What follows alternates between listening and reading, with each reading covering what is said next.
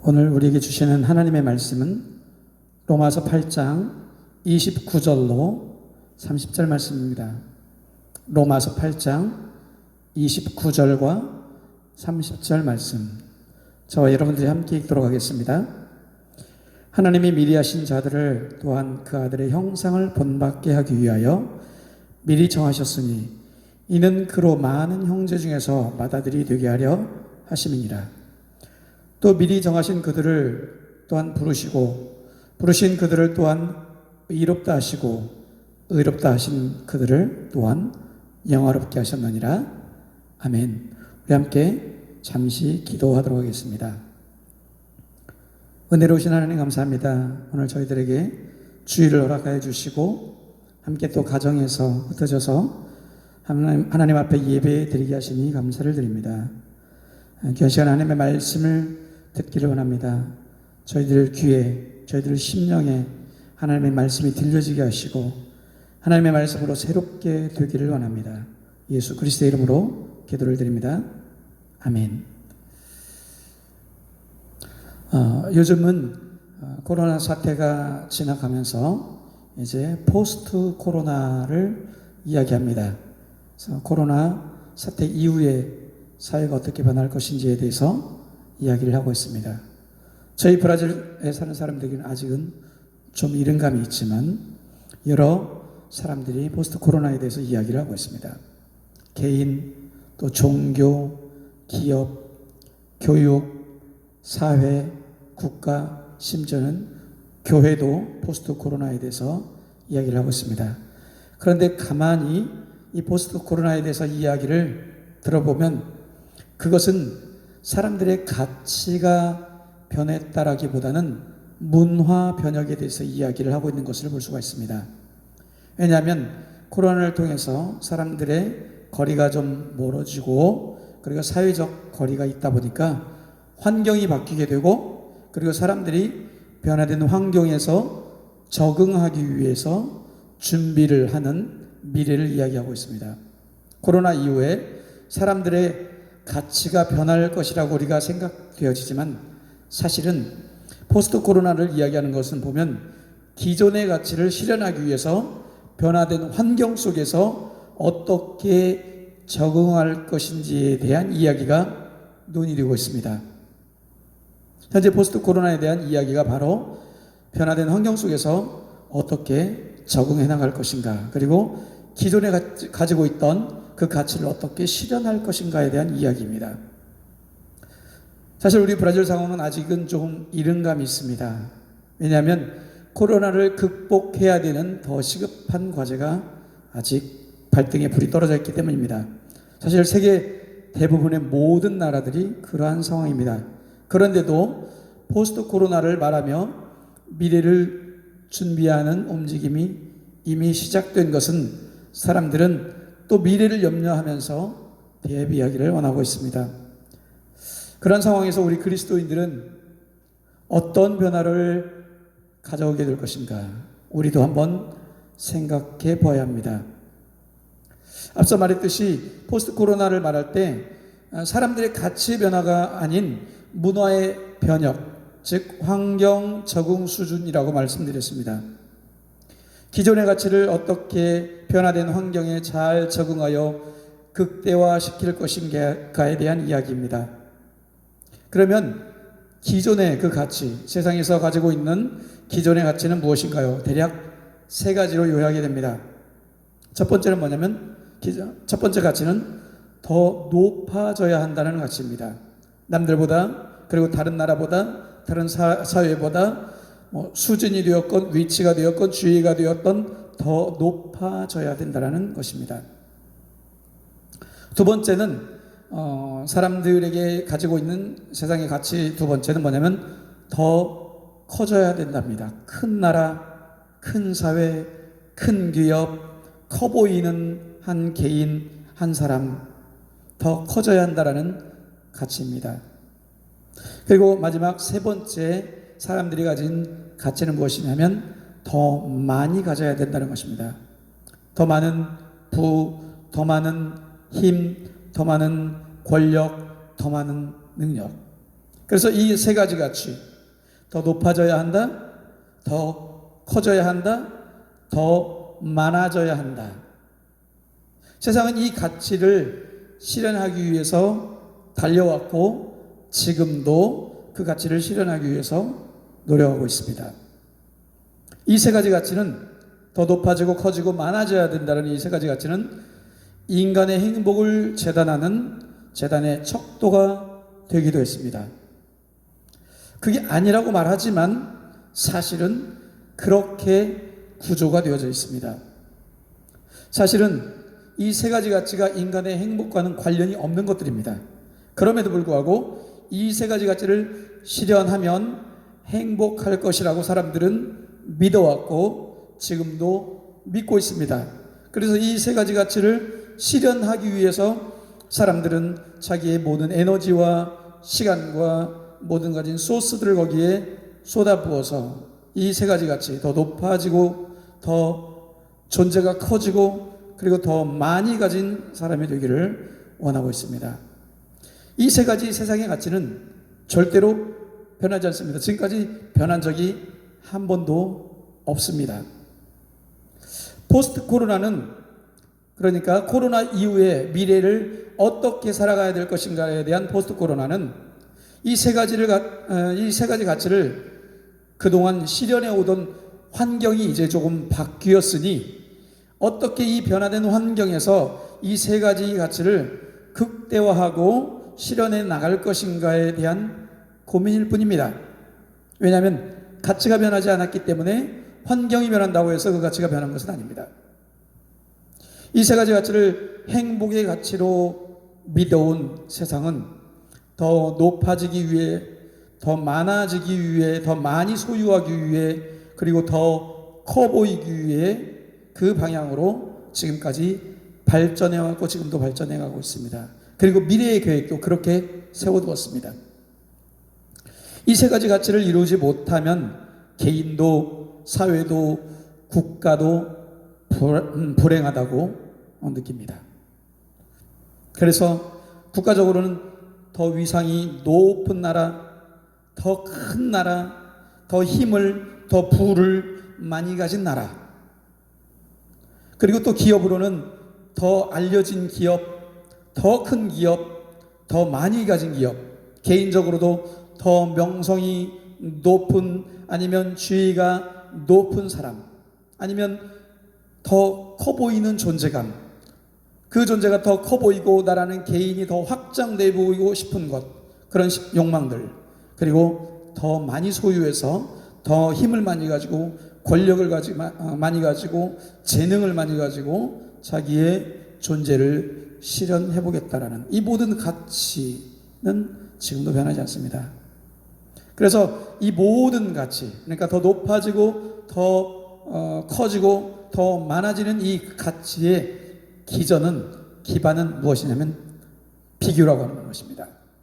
그래서 비교를 통해서 더 높고 더 크고 더 많으면 우월한 것, 그러지 않으면 열등한 것, 더 높은 위치에 있고 더 크고 더 많이 가졌으면 우월한 나라, 그렇지 않으면 열등한 나라, 우월한 기업, 아니면 열등한 기업, 아니면 우월한 단체, 아니면 열등한 단체, 우월한 사람, 열등한 사람. 그래서 우월함을 느낄 수 있는 위치이면 행복이라고 규정했고, 반대로 그렇지 못하면 불행이라고 사람들 마음에는 규정하고 있습니다. 그러다 보니 이 비교의 우위를 차지하기 위해서 이 경쟁이라고 하는 단어는 일상의 삶에서 아주 자연스럽게 되었습니다. 그리고 어쩌면 이 경쟁이라는 단어에 약간 도덕적 양심이, 도덕적 결여를 느끼다 보니까 그래도 어쩔 수 없다라고 하면서 도덕적인 지위를 줍니다. 그래서 경쟁에서 이기면 선, 그렇지 않으면 악이라고 규정하기도 합니다. 경쟁을 통해서 우위를 차지하면 행복해진다는 막연한 기대는 막상 그것을 실현한 사람이 느끼는 것은 행복이 아닙니다. 행복을 주지 않는다는 것을 막상 그것을 실현한 사람도 알고 있습니다. 잠시 기쁨이 있죠. 잠시 성취감이 있죠. 거기에 대한 보람도 있겠죠. 그런데 막상 이 경쟁을 통해서 우위를 차지하고 나서 행복을 느낄 줄 알았는데 만족하지 못한 거죠. 그런데 이것을 누구에게도 말할 수가 없는 누구나 다 아는 공공연한 비밀이었습니다. 비밀인 이유는 뭐냐면 거기에 다다른 사람이 아직 행복할 거라고 느꼈는데 행복하지 않다 보니 새로운 돌파구를 찾아야 되는데 아직 돌파구를 찾지 못했습니다. 그러다 보니까는 행복하지 않다고 아직 이야기할 수가 없습니다. 그래서 자신만이 아는, 그리고 남들도 아는 비밀이 되었죠. 경쟁적 사회는 사람들 마음을 점점 개인주의화하게 만들었습니다. 왜냐하면 더불어 사는 법을 잊어버렸기 때문입니다. 그러다 보니까 마음은 점점 외로워지고 삭막해지고 황량해지고 황폐해지고, 그리고 인격이, 그리고 마음이, 정서가, 삶이 피폐해지기 시작합니다. 그러나 여전히 대전제인 가치, 더 높아져야 한다, 더 커져야 한다, 더 많아져야 한다, 이 가치는 변하지 않습니다. 그 이유는 단 한 가지입니다. 하나님을 떠난 인간이 스스로 하나님이 되려고 했는데 그 스스로 하나님이 되려고 하는 방식이 뭐였냐면 더 높아지면 하나님처럼 될 것이다. 더 내 존재가 커지면 하나님처럼 될 것이다. 그리고 더 많이 소유하면 하나님과 같이 될 것이라고 믿은 것입니다. 그래서 이 가치는 변하지 않습니다. 인간이 타락한 이후에 이 가치는 변한 적이 없고 지금도 변하지 않았고 코로나 이후에도 변하지 않을 것입니다. 왜냐하면 인간은 끊임없이 자기 스스로 하나님이 되려고 하고 그 하나님이 되려고 하는 기저에는 이제 더 높아져야 되고 더 커져야 하고 더 많아져야 된다라는 믿음이 있기 때문입니다.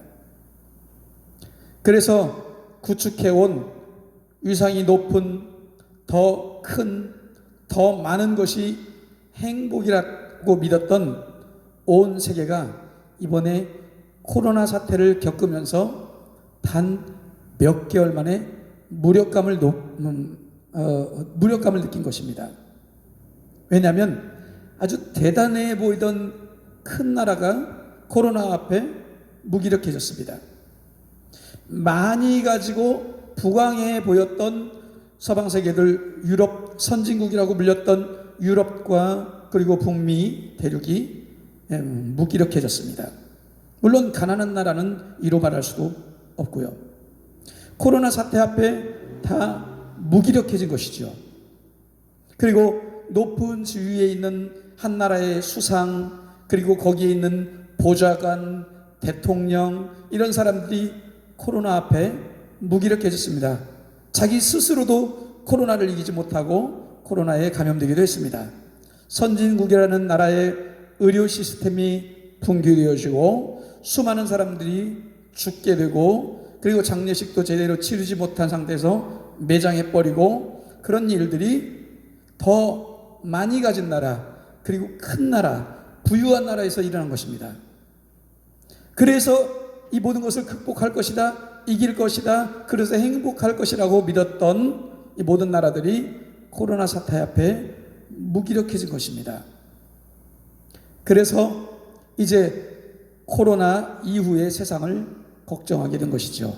어떻게 그동안 가지고 왔던 기존의 가치, 더 높아져야 된다, 커져야 된다, 많아져야 한다, 이 가치를 코로나 사태 이후에 무기력했던 이 순간이 지나고 나면 이 이후에는 어떻게 이것을 실현해 나갈 것인가, 라는 고민을 하는 것이 바로 포스트 코로나를 이야기하는 것입니다. 그런데 이 포스트 코로나를 지나고 나면, 포스트 코로나가 오고 나면 세상의 가치가 변할까요? 그런 날이 과연 옳을까요? 사람들이 믿고 있는 세상의 가치가 변하지 않는 한 인간 세계에 새로운 세상은 존재하지 않습니다. 문화 변혁이 올 수 있습니다. 새로운 형태의 생활 모습이 올 수도 있습니다. 새로운 문화, 새로운 형태의 종교 생활, 새로운 형태의 교육, 새로운 모습의 기업이 올 수는 있습니다. 그렇지만 여전히 같은 가치를 추구하게 될 것입니다. 이런 세상을 살아가는 우리 그리스도인은 어떤가요? 포스트 코로나 이후에 어떤 삶을 살 것인가요? 그리고 어떤 가치를 그리스도인은 추구해야 될까요? 사실은 그리스도인도 그동안 세상의 가치를 많이 믿어온 게 사실입니다. 인정하고 싶지 않지만, 인정하기 싫지만 그것이 현실입니다. 세상 속에서 살아가는 그리스도인 개인이 추구하는 것이나 혹은 교회 공동체가 추구해온 것이 비슷한 양상이 있습니다. 예를 들면 더 높은 지위를 가진 교회, 더 높은 명성을 가진 교회, 그리고 더 큰 교회, 더 확대해 보이는, 거대해 보이는 교회, 더 커 보이는 교회, 더 많은 사람들이 모이는 교회, 여기에 가치를 두고 거의 1세기를 달려왔습니다. 물론 전체가 그런 건 아니지만 세상 풍조를 많이 따라간 경향이 있다는 것입니다.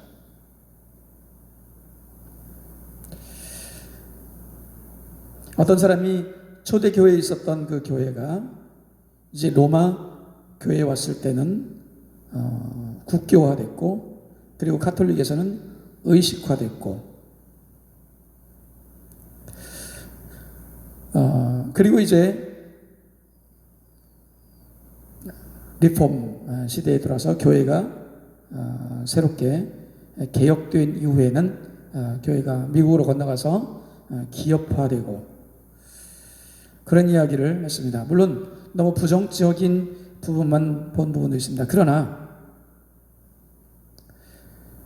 그리스도인들도 여전히 이 가치 위에 자신을 세워왔던 부분들이 많이 있습니다. 더 높은 지위를 가진 그리스도인, 더 커 보이는 그리스도인, 더 위대해 보이는 그리스도인, 그리고 더 많이 가진 그리스도인. 이 세상의 가치를 그리스도인도 또 그리고 교회도 일정 부분 수용해 왔다는 것입니다. 그리고 그것이 하나님의 축복이라고 합리화도 했습니다. 그리고 그 축복이 부족하다고 느끼면 더 열심히 기도하고 그 하나님 앞에 노력해서 축복받아서 더 높은, 더 많이 가진, 더 커진 것을 교회도 추구해왔고 그리스도인들도 추구해왔습니다. 사람은 이렇게 해서 사람들의 가치를 가지고 선과 악을 구분하기 시작했습니다. 이 가치들을 실현하면 선이고 그렇지 않으면 악이 되었던 것이죠. 잘 되면 축복, 안 되면 저주라는 논리. 선악의 구분은 경쟁에서라도 이 기준에서 선이 될 수 있다고 기대한 것이입니다.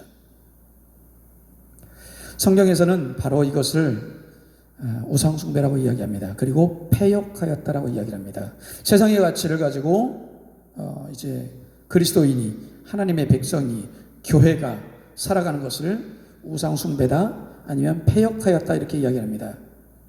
그리고 믿음이라는 이름으로 또 축복이라는 이름으로 자신이 하나님이 되려고 하는 것, 나의 뜻을 이루려고 하는 것, 더 높아지고 더 커지고 더 많아지고 이렇게 해서 자신의 뜻을 이루려고 하는 것, 이것을 갖다가 성경에서는 타락하였다라고 표현합니다. 사랑하는 성도 여러분, 이러한 상황에서 그리스도인들도 동일하게 코로나 사태를 겪었습니다. 교회에 모이지 못하고, 그것이 많은 교회건 적은 교회건, 큰 교회건 적은 교회건, 위상이 높은 교회건 위상이 없던 교회건 할 것 없이 교회에 모이지 못했습니다. 코로나 사태 앞에. 그리고 많은 설교가들이 이구동성으로 이 코로나 사태는 죄악으로 인하여 하나님이 벌을 주신 것이다라고 외치고 회개해야 한다고 했습니다.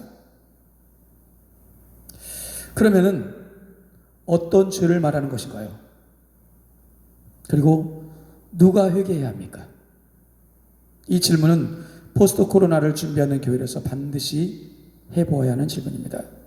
세상이 악하여 코로나가 왔다? 이것은 말이 안 되죠. 왜냐하면 세상은 악하지 않았던 적이 단 한 번도 없습니다. 그러면은 누구의 죄인가요? 만약에 죄로부터 왔다면, 그리고 회개해야 한다면 누가 회개를 해야 되는 건가요? 회개는 돌이키는 것이죠. 이 돌이킨다고 하는 것은 무엇을 얘기합니까? 바로 가치의 변화를 이야기합니다. 세상의 가치, 그리고 그 가치를 따랐던 교회가, 그 가치를 따랐던 그리스도인이 이제 돌이켜서 하나님의 가치를 따라가는 것입니다. 하나님의 가치를 찾는 것입니다. 하나님의 가치를 구하는 것입니다. 너희는 먼저 그의 나라와 그의 의를 구하라. 이것이 바로 죄를 깨닫고 돌이켜 회개하는 것입니다. 정말 이 코로나 사태가 죄악으로 인하여, 회개하지 않음으로 인하여 코로나 사태가 왔다면 그것은 바로 이제 원래부터 악하였던 세상 때문이 아니고 이 세상의 가치가 교회에 들어왔고 하나님의 자녀들이, 하나님의 교회가 세상의 가치를 따라갔기 때문이라고 우리는 인정해야만 합니다. 어쩌면 교회도 세상처럼 하나님처럼 되려고, 그래서 더 높아지고 더 커 보이고 더 위상이 높은 교회, 더 큰 교회, 더 많이 가진 교회가 되려고, 그런 그리스도인이 되려고 했던 것이 아닌가 우리는 생각해 보아야 합니다. 그래서 회개라고 하는 것은 하나님처럼 되려고 하는 마음에서 돌이켜서 원래 우리를 지으신 하나님의 형상으로 회복되는 것, 이것이 바로 회개요 가치의 변화입니다. 하나님께서 우리를 지으실 때 하나님의 형상으로 지으셨습니다. 하나님처럼 되어 살아가려고 한 것이 아니고 하나님의 형상으로 지어서 하나님의 형상으로 살아가게 하셨습니다. 오늘 본문의 말씀, 나의 자녀들아 너희 속에 그리스도의 형상을 이루기까지 너희를 위하여 해산하는 수고를 하느니라고 바울이 이야기하였습니다. 그리고 그리스도는 곧 하나님의 형상이라고 고린도후서 4장 4절에는 이야기를 하고 있습니다. 이것이 바로 복음입니다. 복음의 가치입니다.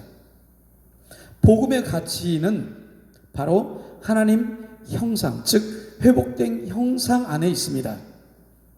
회복된 하나님의 형상, 즉 그리스도 안에 복음의 가치가 있습니다. 그리스도 안에는 은혜와 진리가 충만하다고 요한복음 1장 14절에 이야기를 하고 있습니다. 은혜와 진리가 충만하다는 이야기는 무엇이냐면, 은혜는 하나님의 긍휼과 사랑입니다. 하나님의 형상으로 지음받은 우리를 향하신 하나님의 긍휼과 사랑이 충만하다. 그리고 진리가 충만하다는 것은 뭐냐면 하나님의 영원하신 뜻이 충만하다는 거예요. 그러니까 은혜와 진리가 충만하다고 하는 것은 하나님의 긍휼과 사랑, 그리고 하나님의 영원하신 뜻이 충만하다. 그것이 바로, 그분이 바로 예수 그리스도이다. 그분이 바로 하나님의 형상이다 라는 것입니다.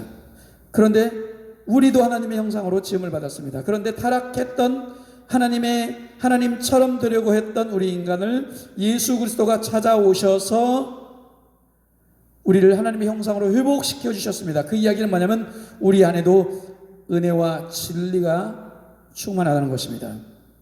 즉 하나님의 긍휼과 하나님의 사랑, 그리고 하나님의 영원하신 뜻이 우리 안에 충만하다고 하는 것입니다. 이 요소를 가지고 있는 존재가 바로 하나님의 형상입니다. 이런 하나님의 형상이 그동안 세상을 바라보면서 세상의 가치를 부러워하면서, 심지어 그 세상의 가치를 교회 안에까지 가지고 들어와서 그것을 하나님의 축복으로 둔갑시켰다는 거예요. 이것이 바로 회개해야 할 우리의 모습입니다. 저와 여러분이 회개해야 될 내용이 바로 그 내용입니다. 하나님의 형상의 가치는 창세기 1장 26절에 우리를 하나님의 형상으로 만드셨다. 하나님의 모양대로 만드셨다. 이 하나님의 형상의 특징은 무엇이냐면 더 높아지지 않아도 되는 절대적인 가치를 가지고 있습니다. 그리고 하나님의 형상은 그 자체로 충분합니다. 물론 하나님의 형상이므로 하나님과 함께 있을 때 온전한 하나님의 형상입니다. 이 온전한 하나님의 형상은 절대적 가치를 가지고 있습니다. 절대적 가치라고 하는 것은 뭐냐면 더 높아질 필요가 없고 더 커 보일 필요가 없고 더 많이 가질 필요가 없는 그 자체로서 절대적 가치를 가지고 있다는 것입니다. 그리고 고유한 가치를 가지고 있습니다. 고유한 가치라고 하는 건 뭐냐면 단 하나밖에 없는 영원한 존귀함의 가치를 이야기하고 있습니다. 비교가 불가하다는 것이죠. 사랑하는 성도 여러분, 저와 여러분이 가진 하나님의 형상은 어떤 것과 누구와 비교할 수가 없습니다. 그 자체로서 존귀하고 그 자체로서 절대적인 가치를 가지고 있기 때문입니다. 하나님의 형상 안에는 하나님의 호흡이 들어갔습니다. 하나님이 사람을 만드시고 그 생기에, 그 코에 생기를 불어넣으셨습니다. 그리고 하나님의 형상은 더 나아가서 예수 그리스도와 신비한 연합을 가지고 있습니다. 하나님의 형상이 아니면 예수 그리스도와 연합을 할 수가 없습니다. 여러분, 나무나 짐승이나 이런 것들은 하나님의 형상이 아니기 때문에 하나님과 연합할 수가 없습니다. 그러나 하나님의 형상으로 지음받은 우리는 예수 그리스도와 연합이 가능합니다. 더 나아가서는 우리 안에 성령이 거하시는 성전이라고까지 표현하시면서 우리의 하나님의 형상된 우리가 어떠한 존재인지를 성경은 우리에게 이야기하고 있습니다. 이것이 하나님이 만드신 하나님의 형상입니다. 그런데 이러한 하나님의 형상이 더 가질 필요 없고 더 높아질 필요 없고 더 커질 필요가 없는 절대적인 존귀함을 가진 하나님의 형상이 무엇을 봤어요? 세상을 바라본 거예요. 그리고 세상 사람들이 하는 대로 더 높아지려고 하고 더 커지려고 하고 더 많이 가지려고 했어요. 그리고 거기에 행복을 찾으려고 했습니다. 이것은 탕자의 비유를 보면 알 수가 있습니다. 이미 아버지 아들로서 충분한 이 아들이, 둘째 아들이 세상을 바라본 거예요. 그리고 나도 세상에 나아가서 좀 더 커보자, 좀 더 많아지고 좀 더 높아져 보자 하고 세상에 나왔죠. 현실은 어떻습니까? 세상 가치에서 볼 때 완전히 처절한 실패자가 되고 맙니다. 가진 것을 다 잃었습니다. 인생의 막장까지 갔습니다. 돼지가 먹는 음식을 먹으려고 했습니다. 열등의 극치를 보였습니다. 그 열등감에 이기지 못해서 스스로 죽을 요구까지 했습니다. 죽음 앞에 이르렀던 것입니다. 이것이 바로 탕자의 모습입니다. 세상 가치를 쫓아간 둘째 아들의 모습이지요. 그러나 돌아온 탕자에 대한 아버지의 시선은 어떻습니까? 여전히 아들입니다. 아들로서의 가치가 전혀 손상되지 않았습니다.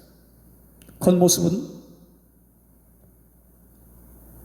허름하고 실패했고 인생의 막장까지 갔고 열등의 극치를 달렸고, 그러나 아버지의 비친, 눈에 비친 아버지의 시선에 보여진 둘째는 여전히 아들로서의 가치가 전혀 손상되지 않았다는 거예요. 이것이 바로 하나님의 형상입니다. 오히려 더 귀해 보였습니다. 아들의 아버지로부터 아들의 자격을 얻는 반지를 받을 만하였습니다. 아들의 자격으로 신발과 옷을 입을 만하였습니다. 아들의 자격으로 베풀어진 잔치에 참여할 만했습니다. 아버지의 기쁨입니다. 그리고 초대된 모든 이들의 기쁨입니다. 하나님의 형상은 저 천국 잔치의 기쁨입니다. 이것이 하나님의 형상입니다.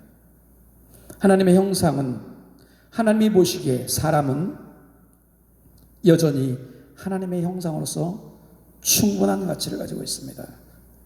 하나님의 형상으로서 절대적인 가치를 가지고 있습니다. 하지만 인간은 하나님을 스스로 떠나서 자신 스스로 가치를 세워서 그것을 실현하면 더 높아지고 더 커지고 더 많이 가져서 자기가 하나님처럼 될 것이다 라고 믿었던 것입니다. 이것이 바로 사단의 거짓말이고 거짓말에 속은 세상의 가치입니다. 하나님의 형상의 가치는 여전히 하나님이 받으실 만한 절대적이고 고유하고 존귀한 가치를 가지고 있습니다. 영원한 가치를 알게 하시려고 하나님은 자기 아들을 세상에 보내셨습니다. 그 영원한 가치를 누리게 하시려고 예수님은 우리에게 성령님을 보내주셨습니다. 이것이 복음입니다. 하나님의 형상은 누구와 비교할 필요가 없습니다. 왜냐하면 모두 다 하나님의 형상으로서 동일하기 때문입니다.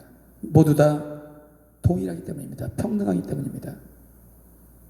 세상에 수많은 사람들이 우열을 가리고 세상의 가치로 어떤 사람이 더 나은 사람, 어떤 사람은 더 열등한 사람이라고 가치를 가지지만 하나님의 눈에 보기에는, 그리고 원래 인간의 가치는, 원래 사람의 가치는 하나님의 형상으로서 모두가 존귀한, 동일한, 평등한 존재입니다. 교회된 우리가 이 복음의 가치를 버리고 세상의 가치를 따라가면서 좀 더 우월해 보려고, 좀 더 높아 보려고, 좀 더 많이 가져보려고, 그렇게 해서 정체성을 잃어버리고 소금이 소금의 맛을 잊어버리고 교회가 교회의 맛을 잃어버리고 세상 사람들에게 손가락질 당하고 사람들에게 밟히는 존재가 되었습니다. 우리는 이 코로나 사태를 지나면서 우리 가치를 다시 한번 찾아야 합니다. 세상의 가치를 버리고 하나님의 형상대로 하나님의 뜻을 찾아야 합니다. 너희는 먼저 그의 나라와 그의 의를 구하라. 사랑하는 성도 여러분, 우리는 변하지 않는 하나님의 형상입니다. 더구나 예수 그리스도 안에서 회복된 하나님의 형상입니다. 우리 안에 계시는 예수 그리스도는 온전하신 하나님의 형상이십니다. 이 영원하고 아름다운 하나님의 형상으로 살아가는 것, 그리고 이 가치를 회복하는 것, 그것이 바로 나를 지으신 하나님의 뜻입니다. 하나님의 진리 가운데 있는 하나님의 뜻입니다. 은혜와 진리가 충만하더라. 하나님의 사랑과 하나님의 긍휼, 그리고 나를 향하신 하나님의 뜻이 충만하더라. 이 형상을 찾아가는 것이 바로 회개요, 회복이요, 승리입니다. 이제 충분히 존귀합니다. 우리가 해야 할 나머지 일은 무엇입니까? 그 마음으로 다른 일을 섬기는 것입니다. 이웃에게 커 보이려고 하지 않아도 됩니다. 이웃에게 높아 보이려고 하지 않아도 됩니다. 이웃에게 많이 가진 것처럼 보이려고 하지 않아도 됩니다. 이미 충분합니다. 하나님의 형상답게 그 고상한, 그 아름다운, 놀라운 하나님의 형상답게 이제는 이웃을 향하여, 사회를 향하여 손을 펼치고 나아갈 때입니다. 섬기는 종이 되어야 합니다. 예수님처럼. 그들의 종이 되어도 충분히 아름답고 충분히 존귀합니다. 여러분, 받아주시고 용납해 주시고 용서해 주시고 높여 주시고 격려해 주시고 위로해 주시고 손 내밀어 주시고 사랑해 주시기 바랍니다. 이것이 회복된 하나님의 형상, 그리스도의 형상의 모습입니다. 이것이 코로나 이후를 준비하는 오늘 그리스도인의 모습입니다. 사랑하는 성도 여러분, 말씀을 맺습니다. 저와 여러분은 하나님의 형상입니다. 그 누구에게도 비교당할 필요가 없는, 그리고 그 누구에게도 높아 보이거나 커 보이거나 많아 보이려고 할 필요가 없는 충분한 하나님의 형상입니다. 그 형상으로 살아가는 여러분이 되기를 주님의 이름으로 축원드립니다. 기도하겠습니다. 하나님, 이제 우리가 회복된 하나님의 형상입니다. 그리스도 안에서 회복되어진 하나님의 형상입니다. 그 하나님의 형상으로 이 어두운 세상을 밝혀주기를 원합니다. 세상 가치를 부러워하고 세상 가치를 따라갔던 하나님, 과거에 이스라엘 백성, 그래서 우상을 섬겼던 그런 이스라엘 백성과 같이 되지 아니하기를 원합니다. 이제는 그리스도 안에 충만한 은혜와 진리가 충만한 하나님의 형상으로 살아가기를 간절히 소원합니다. 그렇게 축복하여 주시옵소서. 그렇게 되게 하여 주시옵소서. 예수 그리스도의 이름으로 감사하며 기도를 드립니다. 아멘. 하나님의 형상으로 살아가는 축복된 한 주간 되기를 주님의 이름으로 축원드립니다. 감사합니다.